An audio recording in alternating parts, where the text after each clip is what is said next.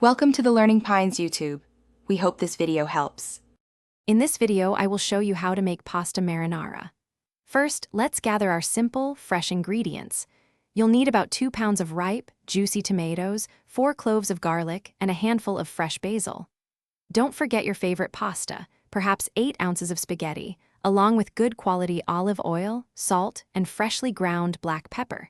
These foundational elements are key to a delicious sauce. Now, let's get cooking. Heat 2 tablespoons of olive oil in a large pan over medium heat. Add 4 cloves of minced garlic and cook for about 1 minute until it's wonderfully fragrant, but not browned. Next, pour in your 2 pounds of crushed or diced tomatoes.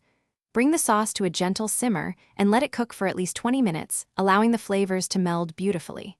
Stir in salt, pepper, and fresh basil. While your sauce simmers, it's time to cook the pasta. Bring a large pot of generously salted water to a rolling boil.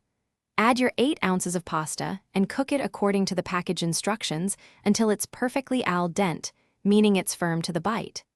Before draining, remember to reserve about 1 cup of that starchy pasta water.